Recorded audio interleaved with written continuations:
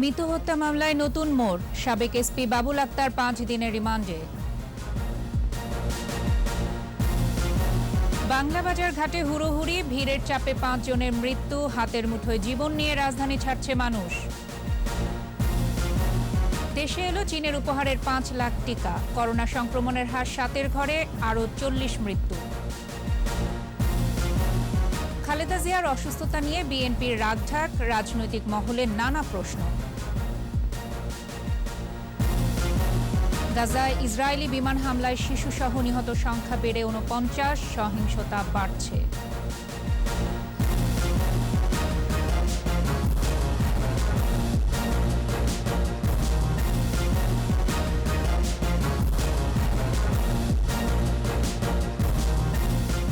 শুনছিলেন first security ইসলামী bank limited সংবাদ শিরোনাম। সন্ধ্যা 7টার 21 সংবাদে প্রত্যেককে আমন্ত্রণ জানাচ্ছি আমি ফারজানা আখি। দর্শক, 21 টেলিভিশনের সংবাদ একই সাথে সরাসরি দেখতে পাবেন আমাদের ফেসবুক পেজ www.facebook.com/2124 অনলাইনে। মাহমুদা আক্তার মিতু হত্যা মামলায় তার স্বামী সাবেক এসপি বাবুল আক্তারের 5 দিনের রিমান্ড মঞ্জুর করেছেন আদালত। পিবিআই এর রিমান্ড আবেদনের শুনানি শেষে এই আদেশ দেন চট্টগ্রাম মেট্রোপলিটন ম্যাজিস্ট্রেট সারওয়ার জাহান। এর আগে স্ত্রীকে খুনের অভিযোগে শ্বশুরের দায়ের করা মামলায় গ্রেপ্তার হন বাবুল আক্তার। ইফরাজ নূর ও বিপ্লব মজুমদারের ক্যামেরায় চট্টগ্রাম থেকে রিপোর্ট করছেন হাসান ফেরদৌস। মাহমুদা আক্তার মিতু হত্যা মামলায় সাবেক এসপি বাবুল আক্তারের সম্পৃক্ততা থাকার কথা জানার পর বুধবার পাঁচলাইশ থানায় মামলা দায়ের করেন মিতুর বাবা। মামলায় আসামি করা হয় বাবুল আক্তার সহ 8 জন। মিতুর বাবা মোশাররফ হোসেন ভূঁইয়ার অভিযোগ, বাবুল তার সহযোগীদের ব্যবহার করে মিতুকে হত্যা করে। এই মামলা সে পরিকল্পনাকারী এবং আগের যে 7 জন আসামি তাদের সাথে সমন্বয় করে সে তার স্ত্রীকে খুন করছে। মামলা দায়েরের পরপরই বাবুল আক্তারকে পুলিশের গাড়িতে করে নেওয়া হয় চট্টগ্রাম আদালত ভবনে। মহানগর হাকিম সরওয়ার জাহানের আদালতে হাজির করে 7 দিনের রিমান্ড আবেদন করে পুলিশ ব্যুরো অফ ইনভেস্টিগেশন। শুনানি শেষে আদালত 5 দিনের রিমান্ড মঞ্জুর করেন। ভিকটিমের পিতা জনাব মোশাররফ হোসেন বাদী হয়ে মামলা করেন। সেই মামলায় আমরা বাবুল আক্তারকে অ্যারেস্ট করেছি এবং আজকে তাকে বিজ্ঞ আদালতে সুপর্দ করি। সুপর্দ করার পর আমাদের একটা রিমান্ড প্রেয়ার ছিল 7 দিনের, বিজ্ঞ আদালত 5 দিনের রিমান্ড মঞ্জুর করেছেন। উচ্চ আদালতে যাওয়ার কথা জানিয়েছেন আসামি পক্ষের আইনজীবী। 5 দিনের পুলিশ রিমান্ড মঞ্জুর করেছেন এবং উইদিন 10 ডেজের মধ্যে প্রতিবেদনটা দেওয়ার নির্দেশ দিয়েছেন। এই আদেশে আমরা জামিন পাই নাই, সন্তুষ্ট হয়েছে। আমরা আমরা উচ্চ আদালতে যাব। সোমবার বাবুল আক্তারকে জিজ্ঞাসাবাদের জন্য হেফাজতে নেয় পিবিআই। তদন্তে হত্যাকাণ্ডে বাবুলের সম্পৃক্ততা থাকার প্রমাণ পায় পিবিআই। এর পরপরই বাবুল আক্তারের দায়ের করা হত্যা মামলার চূড়ান্ত প্রতিবেদন দাখিল করে পিবিআই। 2016 সালের 5 জুন ওয়ার নিজাম রোডে ছেলেকে স্কুল বাসে তুলে দেওয়ার যাওয়ার পথে খুন হন বাবুল আক্তারের স্ত্রী মাহমুদা আক্তার মিতু। ঘটনার পর একটি মামলা করেন বাবুল আক্তার। মামলাটি শুরুতেই গোয়েন্দা পুলিশ তদন্ত করলেও পরে তদন্তের ভার যায় পিবিআইর হাতে। ঘটনার 5 বছর পর হত্যা মামলাটি নতুন মোড় নিল। হাসান ফেরদৌস, 21 টেলিভিশন, চট্টগ্রাম। কক্সবাজারের রোহিঙ্গা শরণার্থী শিবিরে কর্মরত ভারতীয় নাগরিক গায়ত্রী আম্মার সিং এর সাথে প্রেমে জড়িয়ে পড়লে ভাড়া করা খুনি দিয়ে স্ত্রী মিতুকে হত্যা করান সাবেক পুলিশ কর্মকর্তা বাবুল আক্তার। মিতুর বাবা মোশাররফ হোসেনের করা মামলায় বাবুল গায়ত্রীর সম্পর্কেও এমন তথ্য উঠে এসেছে। মামলার বিবরণে রয়েছে গায়ত্রীর উপহার দেওয়া 2টি বইয়ের একটিতে রয়েছে বাবুল আক্তারের সাথে প্রথম দেখা সহ কিছু রোমান্টিক মুহূর্তের বর্ণনা। আরও জানাচ্ছেন রফিকুল বাহার, ক্যামেরায় ছিলেন ইফরাজ নূর। মিতু হত্যা মামলাটি তাড়াতাড়ি শেষ করার জন্য উচ্চ আদালত থেকে নির্দেশনা দেওয়া হলে সক্রিয় হয়ে ওঠে পুলিশ ব্যুরো অফ ইনভেস্টিগেশন। জরুরি তলব করা হয় বাবুল আক্তারকে।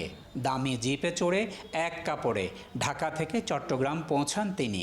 প্রথমেই তার মোবাইল ফোন জব্দ করেন পুলিশ কর্মকর্তারা। এই মামলা সে পরিকল্পনাকারী। প্রথম দিনের জিজ্ঞাসাবাদেই কান্নায় ভেঙে পড়েন বাবুল।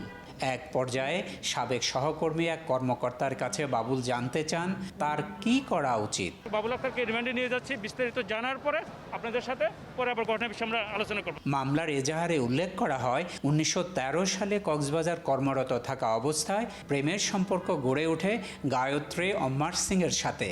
তখন বাবুল ছিলেন অতিরিক্ত পুলিশ সুপার আর গায়ত্রী ছিলেন বিদেশি সংস্থা UNHCR এর ফিল্ড অফিসার। 2013 সালে 5 অক্টোবর বাবুলকে উপহার দেওয়া একটি বইতে গায়ত্রী লিখেছিলেন, with my sincere love, yours Gayatri. Gayatri বাবুলের একটি মোবাইলে 29 বার মেসেজ পাঠান। এইসব মিতু দেখে ফেলে এবং প্রমাণ হিসাবে রেখে দেয়। শুরু হয় মিতু বাবুলের সম্পর্কেও টানাপোড়েন। কক্সবাজার থাকা অবস্থায় 2013 সাল থেকে এই যে পরকীয়া প্রেমের সাথে জড়াই যায়, তাই নিয়ে পারিবারিক কলহ হয়। এই কলহের কারণে সে পরিকল্পিতভাবে তার এই সব আসামিদের নিয়ে সে তার স্ত্রীকে খুন করছে। অভিযুক্ত সাইফুল এবং আরও একজন স্বীকারোক্তি দিলে মামলাটি নাটকীয় মোড় নেয়। রফিকুল বাহার, 21 টেলিভিশন, চট্টগ্রাম। অন্যান্য প্রসঙ্গ, ঈদে ঘরমুখো মানুষের ঢলে প্রাণ গেল 5 জনের। মাদারীপুরে বাংলাবাজার ঘাটে যাত্রীদের চাপ ও হিট স্ট্রোকে তাদের মৃত্যু হয়।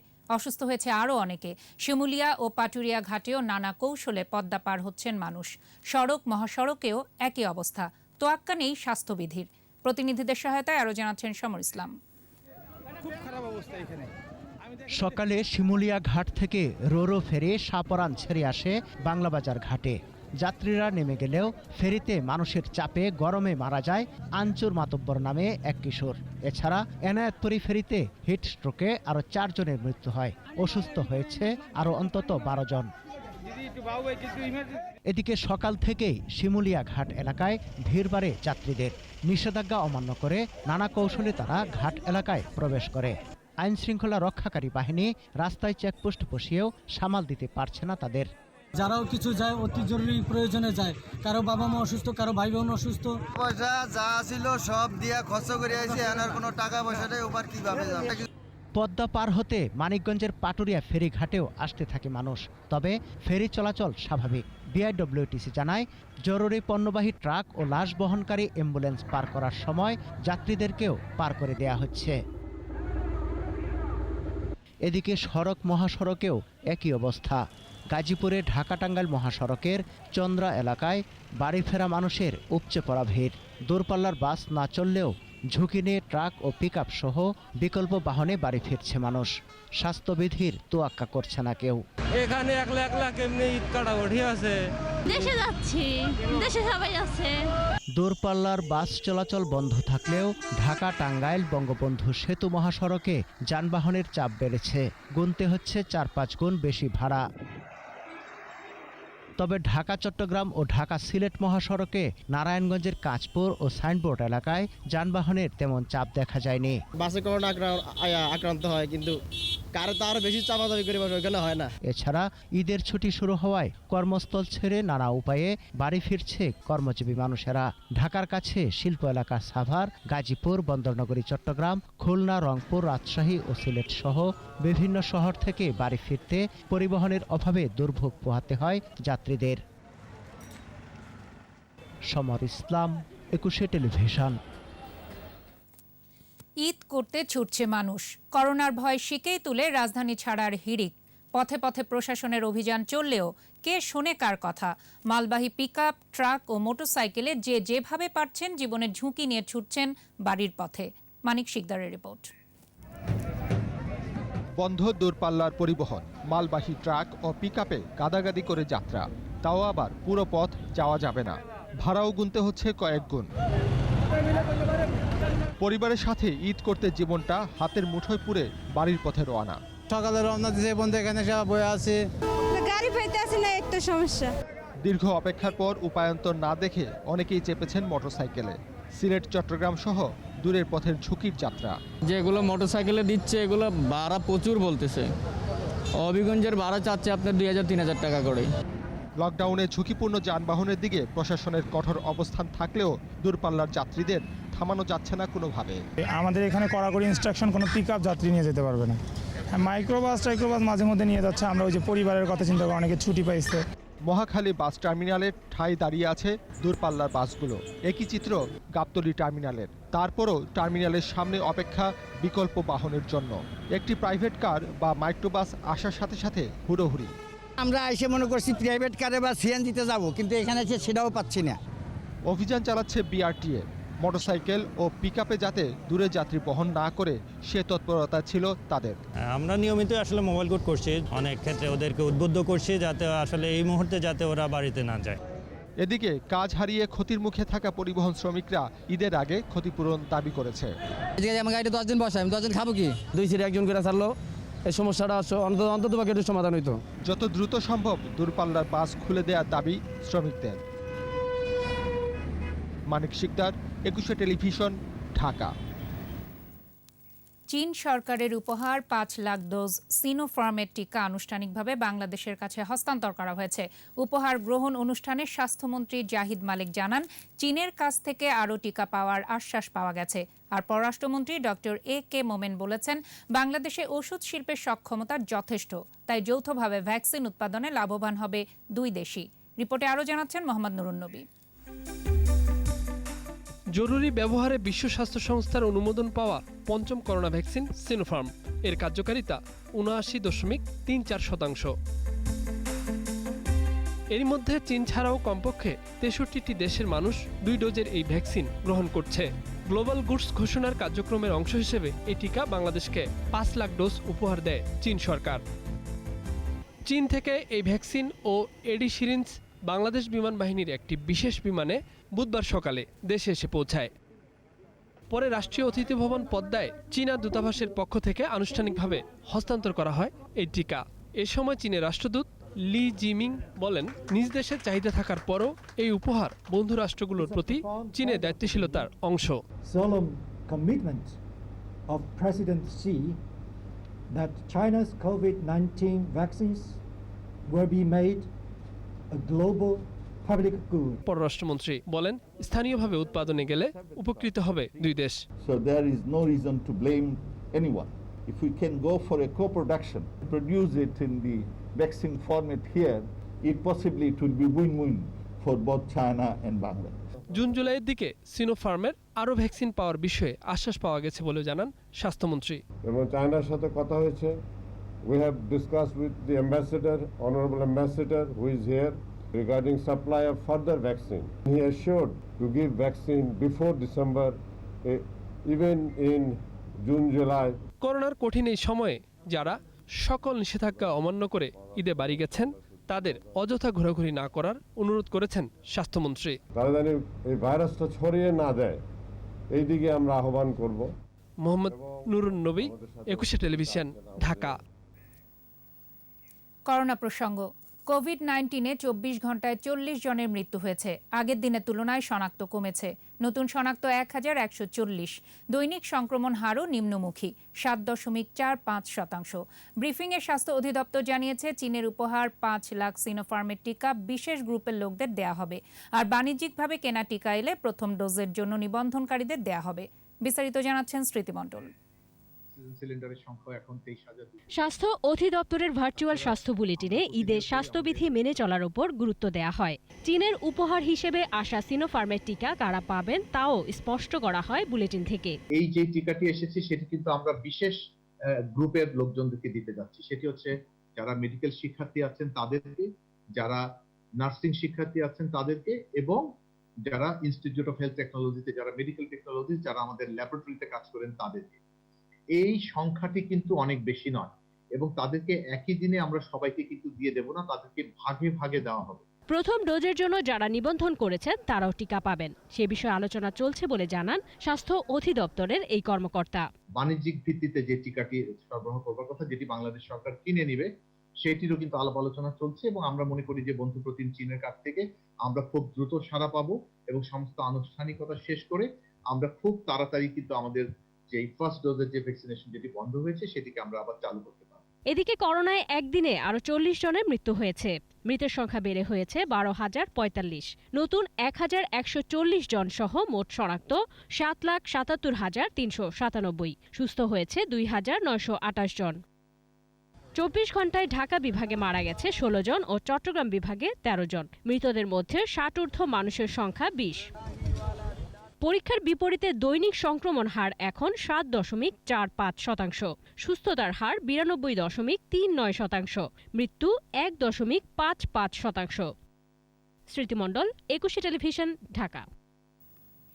খালেদা জিয়ার করোনা সংক্রমিত হওয়া, হাসপাতালে ভর্তি এবং সবশেষ চিকিৎসার জন্য বিদেশে পাঠানোর আবেদন সবকিছুই গোপন রাখার চেষ্টা করেছিল BNP. Khaleda Zia corona positive হওয়ার পর সামাজিক যোগাযোগ মাধ্যমে সেই রিপোর্ট ছড়িয়ে পড়লেও দীর্ঘক্ষণ চুপ ছিল বিএনপি।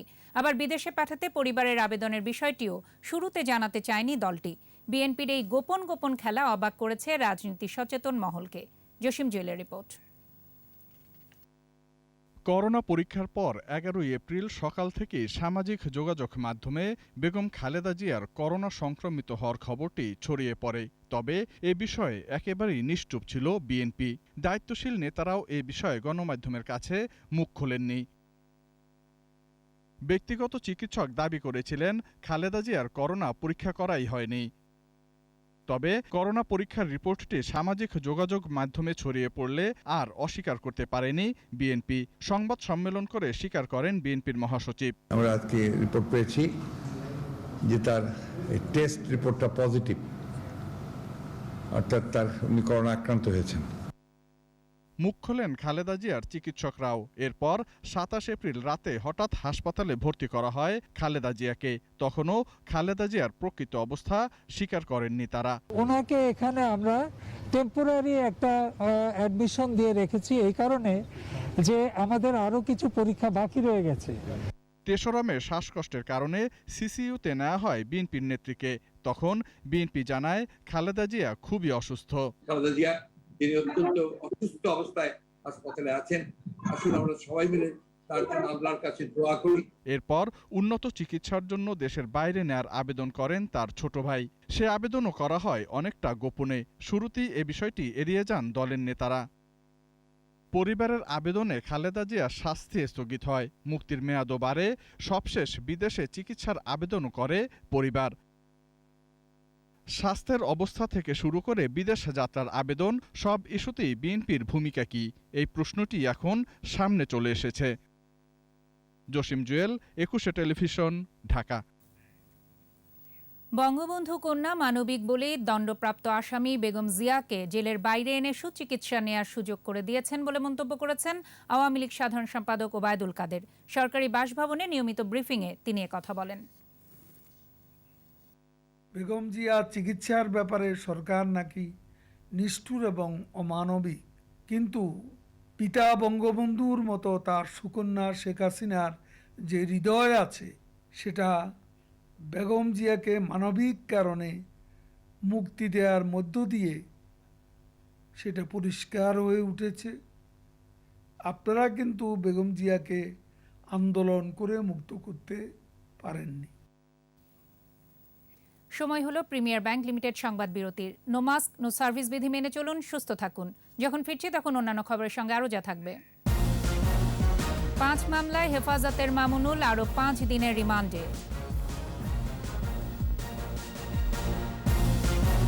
শেষ সময়ে ঈদ বাজারে ভিড়, বেচা বিক্রিতে সন্তুষ্ট নয় দোকানিরা। দেখছেন সন্ধ্যা 7টার 21 সংবাদ। কেবল খালেদা জিয়া ও তারেক রহমানের স্বাস্থ্যের মধ্যে সীমাবদ্ধ থাকায় বিএনপি রাজনীতি থেকে বিচ্ছিন্ন হয়ে যাচ্ছে বলে মন্তব্য করেছেন তথ্য ও সম্প্রচার মন্ত্রী ডক্টর হাসান মাহমুদ। সাংবাদিক কল্যাণ ট্রাস্ট আয়োজিত ক্ষতিগ্রস্ত সাংবাদিকদের চেক হস্তান্তর অনুষ্ঠানে কিছু পত্রিকার ভৌতিক প্রচার সংখ্যাকে বাস্তবসম্মত করতে মন্ত্রণালয় কাজ করছে বলেও জানান তিনি। কর্মীদের বেতন বোনাস আদায় না করলে সরকারের দেয়া সহায়তা বন্ধ করা হবে বলেও জানান মন্ত্রী। কল্যাণ ট্রাস্টের ব্যবস্থাপনা পরিচালক জাফর ওয়াজেদের সভাপতিত্বে অনুষ্ঠানে ফেডারেল সাংবাদিক ইউনিয়ন এবং ঢাকা সাংবাদিক ইউনিয়নের প্রতিনিধিরা বক্তব্য রাখেন। আপনাদের রাজনীতিটা শুধুমাত্র তারেক রহমানের শাস্তি, বেগম জিয়ার মামলা এবং শাস্তি, আর বেগম জিয়ার হাঁটু এবং কোমরের ব্যথা, এটির মধ্যে সীমাবদ্ধ রেখেছেন। এজন্য আপনারা দিনে দিনে ছোট হয়ে আসছেন। সরকার ত্রাণের রাজনীতি করছে বলে অভিযোগ করেছেন বিএনপির মহাসচিব মির্জা ফখরুল ইসলাম আলমগীর। দলের সাবেক সাংগঠনিক সম্পাদক ইলিয়াস আলীর পরিবারের সাথে দেখা করেন মির্জা ফখরুল। পরে বলেন, দেশের মানুষ এই সরকারের অধীনে নিরাপদ নয়। এখনো পর্যন্ত বিএনপির 517 নেতাকর্মী গুম হয়েছে দাবি করে তাদের ফিরিয়ে দেওয়ার আহ্বান জানান মির্জা ফখরুল।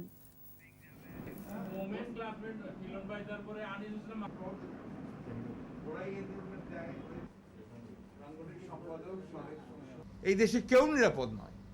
এখানে রাষ্ট্রীয় সন্ত্রাস এমন পর্যায়ে চলে গেছে যে সেখানে আপনার সাধারণ মানুষের জীবন, তাদের জীবিকা, এটা একেবারে রাজনৈতিক নেতা কর্মীদের তো বটেই, সাধারণ মানুষের কিন্তু এখন আপনার বিপর্যস্ত হয়ে পড়েছে। এই এত তো ত্যাগ, এত আপনার অশ্রু, এগুলো কখনো বৃথা যায় না। এটা অবশ্যই আপনার দানা বাঁধা শুরু হয়েছে। জনগণের যে আন্দোলন সংগ্রাম, তার মধ্য দিয়েই এই ফ্যাসিস্ট সরকারকে চলে যেতে হবে। নারায়ণগঞ্জে পৃথক 5 মামলায় হেফাজত নেতা মামুনুল হককে 15 দিনের রিমান্ড দিয়েছেন আদালত। দুপুরে কাশিমপুর কারাগার থেকে ভার্চুয়াল আদালতে যুক্ত হন মামুনুল হক। সিনিয়র জুডিশিয়াল ম্যাজিস্ট্রেট হুমায়ুন কবিরের আদালতে পুলিশ ও সিআইডি 38 দিনের রিমান্ড আবেদন করেন। শুনানি শেষে বিচারক 5 মামলায় 15 দিনের রিমান্ড মঞ্জুর করেন। এর মধ্যে জান্নাত আরা ঝর্ণার দায়ের করা ধর্ষণ মামলাও রয়েছে।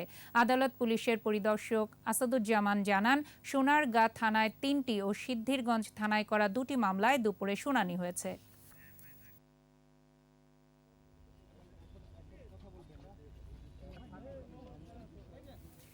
শেষ মুহূর্তের ঈদ কেনাকাটায় ব্যস্ত সময় পার করছেন রাজধানীবাসী।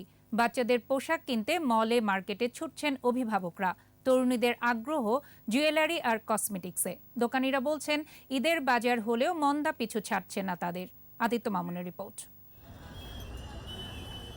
ঈদের বাজার রাজধানীর গাউসিয়া নিউ মার্কেট আর চাঁদনী চকে ভিড় আর হুল্লোড়। যে যার মতো কেনাকাটায় ব্যস্ত, মানছেন না স্বাস্থ্যবিধি। অনেকে কেনাকাটা করতে এসেছেন শিশুদের সঙ্গে নিয়ে। মাস্ক নেই, স্বাস্থ্য সুরক্ষার কোনো বিধি মানছেন না তারা। গত বছর কিনতে পারিনি আমরা, এই বছর আসলে নিজেদের মানাইতে পারলো, কিন্তু বাচ্চাদের তো আর মানানো যায় না। বাস্তবতা তো, আমরা তো মাস্ক পরে আছে, ওরা লাগাইছি কিন্তু খুলে ফেলে। ঈদের বাজারের শেষ মুহূর্তে কিনছেন স্বজন পরিজনদের জন্য উপহার সামগ্রী, কেউ কেউ কিনছেন জুয়েলারি, কসমেটিক্স। এখন শেষ সময় যে অ্যাকসেসরিজ, যেগুলা জুতা বা কানের দুল বা গয়না, এখন তো ঈদ সামনে, একটু কসমেটিক তো লাগে কোথাও যাইতে। দোকানীদের দাবি, বেচা বিক্রি নেই, কেবল লোকসানের পাল্লা ভারী হচ্ছে। যে টার্গেটটা ছিল ঈদের সময় সবাই একটা অপেক্ষায় থাকে ভালো বিক্রির জন্য, সেই হিসাবে আসলে আমাদের ওইভাবে আসলে করতে পারিনি। এই বেচা কিনে আমাদের এই বেচা কিনে দিয়ে স্টাফ দোকান খরচ মানে লসের খাতারই আসবে। স্বাস্থ্য সুরক্ষা নিশ্চিত করতে উদ্যোগ নেওয়া হয়েছে বলে জানায় কিছু মার্কেট কর্তৃপক্ষ। স্বাস্থ্যবিধিটা আমরা কঠোরভাবে এখানে তদারকি করছি এবং এই ব্যাপারে কোনো ছাড় নেই। নিজে সুরক্ষিত থেকে অন্যকেও নিরাপদে রেখেই হোক ঈদ উৎসব, এমনই প্রত্যাশা সবার। আদিত্য মামুন, 21 টেলিভিশন, ঢাকা।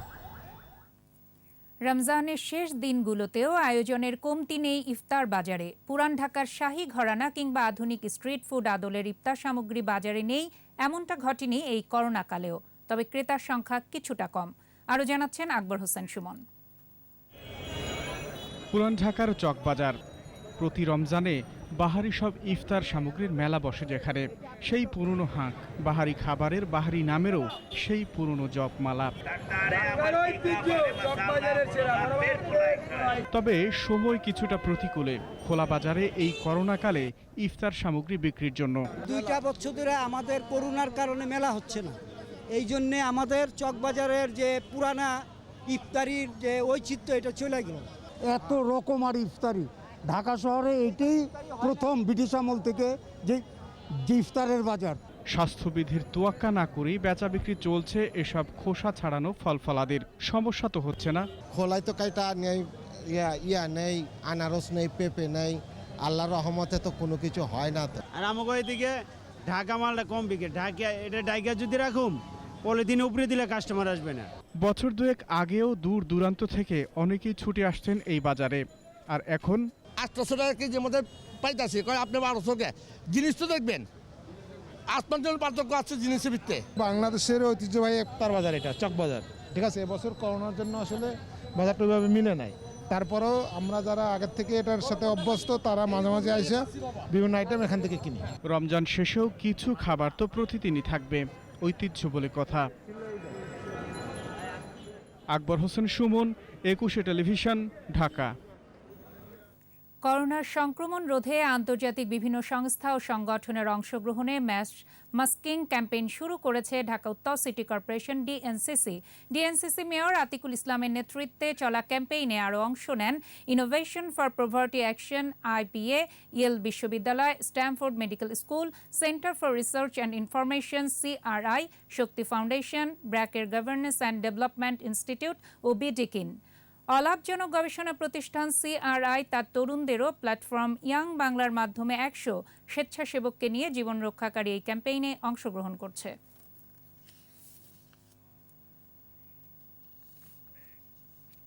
করোনা সংক্রমণের শুরু থেকেই 1 বছরেরও বেশি সময় ধরে ক্লান্তিহীনভাবে রোগীদের সেবা দিয়ে যাচ্ছেন চিকিৎসকরা।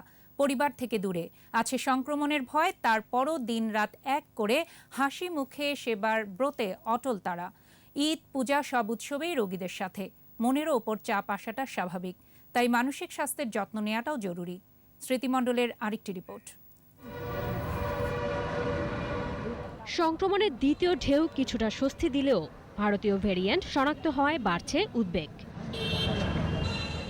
হাসপাতালগুলোতে রোগীর চাপ কমেছে ঠিকই, কিন্তু চিকিৎসক, নার্স, স্বাস্থ্যকর্মীরা শুরু থেকেই অতন্দ্র প্রহরীর ভূমিকায়। রোগীদের সারিয়ে তুলতে চেষ্টার কমতি নেই।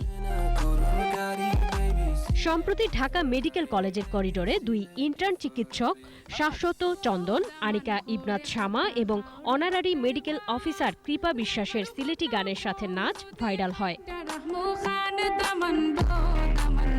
কেন এমন ব্যতিক্রমী উদ্যোগ? পেছনের গল্প জানালেন 2 ইন্টার্ন চিকিৎসক। যে করোনার যে ভয়াবহ পরিস্থিতি, এতে দেখা যাচ্ছে আমাদের যারা ডাক্তার সমাজ আছে তাদের অনেকেই দেখা যাচ্ছে মানসিকভাবে কিছুটা ভেঙে পড়ছে, কারণ তাদের নিয়মিত কাজ করতে হচ্ছে, অনেকে করোনায় আক্রান্ত হচ্ছে, সহকর্মী আছে, এদের যদি কিছুটা যদি মানসিকভাবে প্রশান্তি দিতে পারি, সেজন্যই আমাদের এই সামান্য আমাদের অনুপ্রেরণা থেকেই আমরা এই নাচটি করা। চিকিৎসকরা, রোগীরা, সব মানুষেরাই একটু হতাশার মধ্যে আছেন, সবার মধ্যেই একটা ডিপ্রেশন এসে পড়েছে। তো আমার মনে হয় এই ভিডিওটা দিয়ে আমরা এই সবার একটু মানসিক এই যে হতাশাটা, ডিপ্রেশনটা কাটানোর জন্য এই ভিডিওটা অনেক ক্ষেত্রেই ভূমিকা পালন করেছে, তাই আমরা খুবই আনন্দিত। মহামারী মোকাবেলায় রোগীদের সেবা দেওয়ার পাশাপাশি ডাক্তারদের মানসিক স্বাস্থ্যের যত্ন নেওয়াটাও জরুরি হয়ে উঠেছে। যারা কিনা সেবা নিচ্ছেন তারাও কিন্তু কিছুটা দায়িত্ব রয়েছে যে এনকারেজ করা, যে ডক্টর যে কাজ করছে তার সেটাকে অ্যাকনলেজ করা, যে হ্যাঁ আসলে একটা প্রশংসনীয় কাজ করছেন, সেবা দিচ্ছেন সব কিছু ফেলে এবং জরুরি প্রয়োজনে। তো ওই লেভেল থেকে যখন তাদেরকে অ্যাকনলেজ করা হবে, এটাকে ভালো চোখে দেখা হবে এবং কিছু যেটা আমরা বলি প্রশংসা করা হবে, তখন তারা আরও উৎসাহিত হবে। এবারের ঈদও রোগীদের সাথেই কাটবে করোনা চিকিৎসকদের। সেবার ব্রত আর সবার ভালোবাসাই যেন ঈদের আনন্দ। স্মৃতিমণ্ডল, একুশে টেলিভিশন, ঢাকা। আবারও নিচ্ছি প্রিমিয়ার ব্যাংক লিমিটেড সংবাদ বিরতি। নো মাস্ক, নো সার্ভিস বিধি মেনে চলুন, সুস্থ থাকুন। যখন ফিরছি তখন অন্যান্য খবরের সঙ্গে আরও যা থাকবে। প্রায় সকল কারখানায় বেতন দেয়া হয়েছে বলছে বিজিএমইএ, নতুন ঋণ সহায়তার দাবি। সন্ধ্যা 7টার একুশে সংবাদে আবারও আমন্ত্রণ। নরসিংদী ও গাজীপুরে পৃথক সড়ক দুর্ঘটনায় 5 জন নিহত হয়েছে, আহত হয়েছে 7 জন। পুলিশ ও স্থানীয়রা জানান, নরসিংদীর সৃষ্টিগড় এলাকায় ভৈরব থেকে ঢাকামুখী একটি বাসের সাথে সিলেটগামী মাইক্রোবাসের সংঘর্ষ হয়। এতে চালকসহ মাইক্রোবাসটির 3 আরোহী নিহত হয়, আহত হয় 5 জন। এদিকে গাজীপুরের ভবানীপুর এলাকায় ঢাকা ময়মনসিংহ মহাসড়কে থেমে থাকা র্যাবের গাড়িতে মাইক্রোবাস ধাক্কা দিলে র্যাবের 1 সদস্য সহ 2 জন নিহত হয়, আহত হয়েছেন 3 র্যাব সদস্য। আহতদের হেলিকপ্টারে ঢাকার CMH-এ পাঠানো হয়। প্রতিদিনের মতো আজও অসহায় দরিদ্র মানুষের হাতে প্রধানমন্ত্রীর ঈদ উপহার তুলে দিয়েছে আওয়ামী লীগের অঙ্গ ও সহযোগী সংগঠনগুলো। মহামারীর দুঃসময়ে উপহার পেয়ে ভীষণ খুশি হতদরিদ্র মানুষেরা। ত্রাণ কর্মসূচিতে অংশ নিয়ে খালেদা জিয়ার স্বাস্থ্য নিয়ে রাজনীতি না করার আহ্বান জানান আওয়ামী লীগ নেতারা। মাহমুদ হাসানের রিপোর্ট। আশকোনা এলাকায় ঢাকা উত্তর স্বেচ্ছাসেবক লীগের আয়োজনে হতদরিদ্রদের মাঝে প্রধানমন্ত্রীর ঈদ উপহার বিতরণ কর্মসূচি। অনুষ্ঠানে আওয়ামী লীগের যুগ্ম সাধারণ সম্পাদক আফম বাহাউদ্দিন নাসিম বলেন, কোনো দুর্যোগেই বিএনপিকে জনগণের পাশে দেখা যায় না। আমরা এগিয়ে যাব আমাদের এই চলার পথে। ওই হেফাজত বলেন, জঙ্গি বলেন, অথবা বিএনপি জামাত, যারাই অপরাজনীতি করবে তাদের এই অপপ্রচারকে আমরা কখনোই, অপকর্মকে আমরা মেনে নেব না। করোনার মহাসংকটে প্রতিদিনের মতো অসহায় দুস্থদের ইফতার বিতরণ করেছে ঢাকা উত্তর যুবলীগ। ধানমন্ডি এলাকায় কয়েকশো মানুষকে রান্না করা ইফতার দেয়া হয়। ড্যামরার কাজলার পাড় এলাকায় কয়েকশো দুস্থ মানুষের মধ্যে ঈদ উপহার বিতরণ করে ঢাকা দক্ষিণ স্বেচ্ছাসেবক লীগের সভাপতি কামরুল হাসান রিপন। উপহার সামগ্রী পেয়ে বেশ খুশি অসহায়রা। সবাই মিলে আমরা খাই।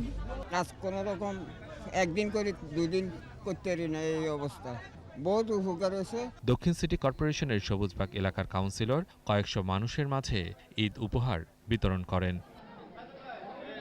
সামাজিক সেবামূলক সংগঠন 10 টাকায় ক্ষুধা মেটাই দেশের 12 জেলায় প্রতিদিন ছিন্নমূল পথশিশুদের মাঝে ইফতার সামগ্রী বিতরণ করে আসছে। মাহমুদ হাসান, 21 টেলিভিশন, ঢাকা। ব্যবসা বাণিজ্যের খবর।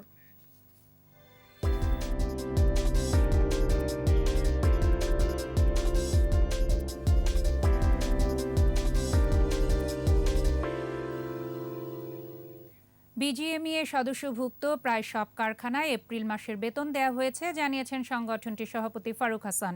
একই সাথে করোনার ক্ষতি পোষাতে নতুন করে ঋণ সহায়তার দাবি তার। রাজধানীর গুলশানে বিজিএমইএ কার্যালয়ে সংবাদ সম্মেলনে করোনা সংক্রমণ কারখানা চালু রাখার তাগিদ দেন তিনি। পোশাক খাতের উন্নয়নে কর্পোরেট ট্যাক্স কমানোর দাবিও জানান ফারুক হাসান। ছুটির বিষয়ে বিভ্রান্তি না ছড়াতে সবার প্রতি আহ্বান জানান তিনি। প্রায় 5 কোটি মানুষের জীবিকা নির্বাহ অব্যাহত রাখতে আসন্ন বাজেটে নীতি সহায়তার দাবি জানান বিজিএমইএ সভাপতি।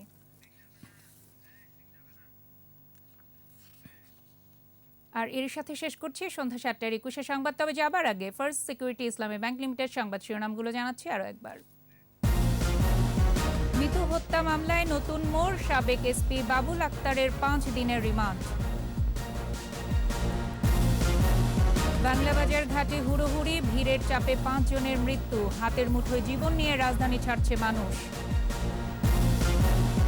দেশে এলো চীনের উপহারের 5 লাখ টিকা। করোনা সংক্রমণের হার 7-এর ঘরে, আরও 40 মৃত্যু। খালেদা জিয়ার অসুস্থতা নিয়ে বিএনপির রাগঢাক, রাজনৈতিক মহলে নানা প্রশ্ন।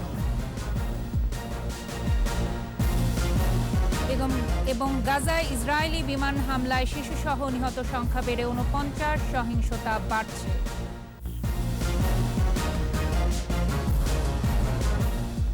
সর্বশেষ খবর জানতে ডায়াল করুন 2024 নম্বরে আর ভিজিট করুন 21-tv.com এই ওয়েবসাইটে। এছাড়া ফেসবুকে লগ ইন করতে পারেন facebook.com/2124 অনলাইনে। পরবর্তী সংবাদ রাত 9টায় দেখার আমন্ত্রণ রইল। স্বাস্থ্যবিধি মেনে চলুন, 21-এর সাথেই থাকুন।